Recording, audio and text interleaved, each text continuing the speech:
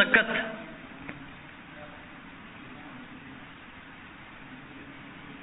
इसलिए आप जागिए।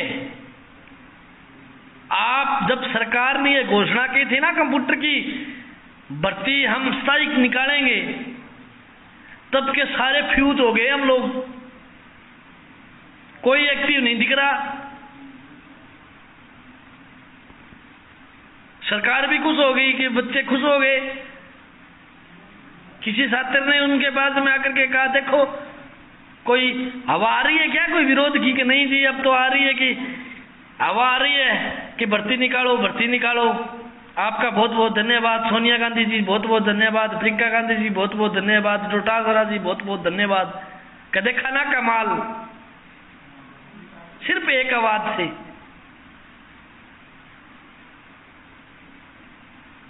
वो बहुत साथी लोग हैं,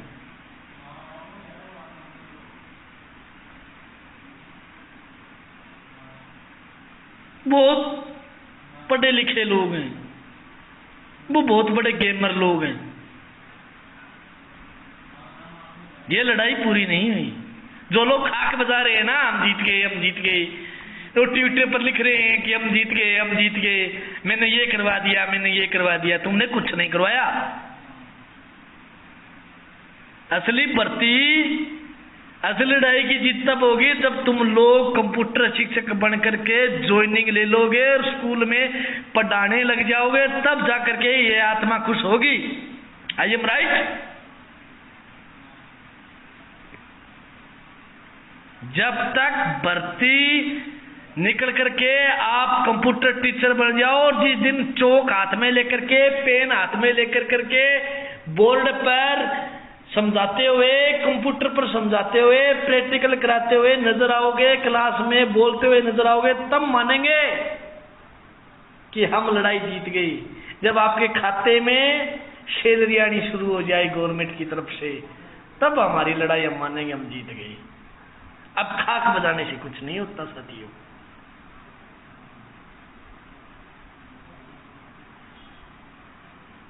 आप में बहुत बड़ा प्यार है साथियों। हम धर्म की राजनीति नहीं करते। आप तमाम साथियों ने दिल खुश किया। सभी साथी, सभी धर्मों के साथी, सभी जातियों के साथी, हिंदू मुस्लिम सिख ईसाई साथी, सब मिलकर के इस लड़ाई में आपने जितनी इस लड़ाई में जितनी आपने ताकत लगाई है, हिंदुस्तान का कोई भी लड़ाकू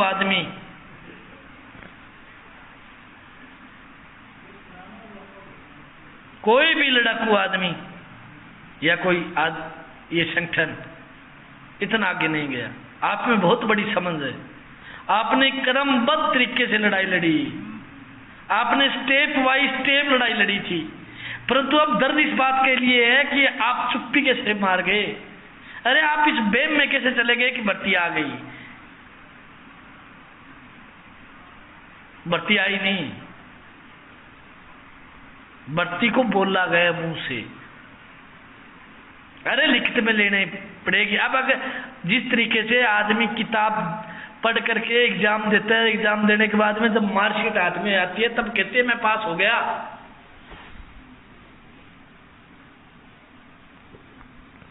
साथियों, एजुकेशन पॉलिसी को खत्म किया जा रहा है। साथियों, राजस्थान के अंदर जिस तरीके से 10वीं और 12वीं के रिजल्ट आए, यार हद कर दी रिजल्ट के अंदर।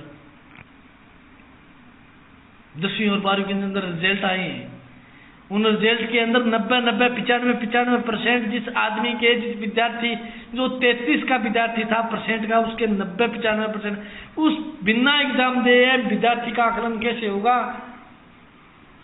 सरकार तो खुश हुई है क्योंकि मार्कशीट में नंबर आने से हम खुश हो सकते हैं, परंतु उन पगलों को यह बात का पता नहीं है मार्कशीट मायने नहीं रखती, मायने रखेंगे रोजगार, क्योंकि सरकार रोजगार तो दे ही नहीं रही है।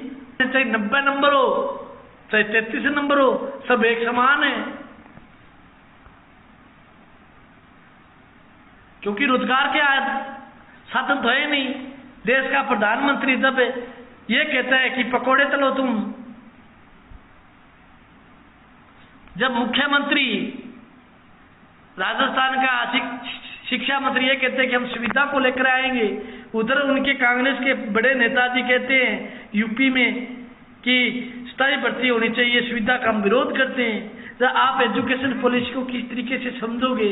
आपको समझना चाहिए कि दोनों कांग्रेस और बीजेपी सरकार एजुकेशन पॉलिसी को खत्म कर करके देश को निजीकरण की ओर लेके जा रही है।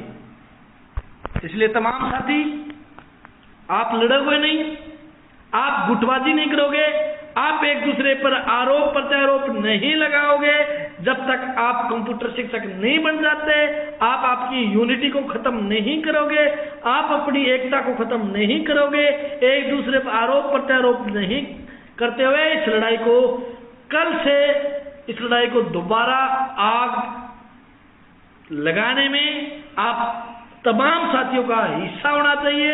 ट्विटर पर हम धूम मचाएंगे और एक दिन तिथि तारीख घोषित करते हुए एक दिन राजस्थान सरकार को चिट्ठी भेजने का कार्यक्रम हम सब तमाम साथी करेंगे।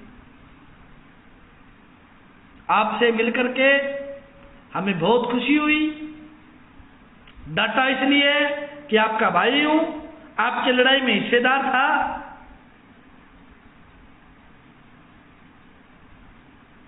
कल फ्रेंडशिप डे था, हम आपसे कल लाइव आना चाहते थे, परंतु कल किसी कारणवश हम आपके बीच नहीं पहुंचे, परंतु कल वाला वादा आज करते हैं हम आपसे।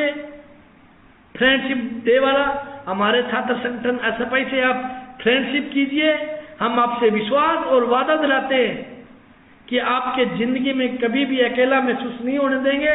आपके अधिकारों के लिए हम लड़ते रहेंगे, आखिर दम तक आपकी आवाज को, आपकी ताकत को मजबूती के लिए हम एक साथ इस लड़ाई को मजबूत करेंगे। आप आइए हमारे साथ, आइए हम मुक्का ताड़ करके इनकलाब के नारे को आगे बढ़ाएंगे। शहीद आजम भगत सिंह, चंद्रशेखर आजाद, इशफाक उल्ला खान, राजगुरु सुखदेव, जो लोग देश की आज़ादी में जो योगदान देंगे, उनके सपनों को साकार करने के लिए इस लड़ाई को मजबूती से लड़ेंगे। तमाम साथियों ने मुझे ध्यान से सुना, तमाम साथियों से निवेदन है, तमाम साथी ज़्यादा से ज़्यादा इसको शेयर करोगे, रीट्वीट करोगे, ज़्यादा से ज़्यादा इस मैसेज को भेजोगे। मैं लास्ट में ये कहूँगा, आप एकता बढ़ाए रखिए, आरोप प्रत्यारोप नहीं लगाओगे।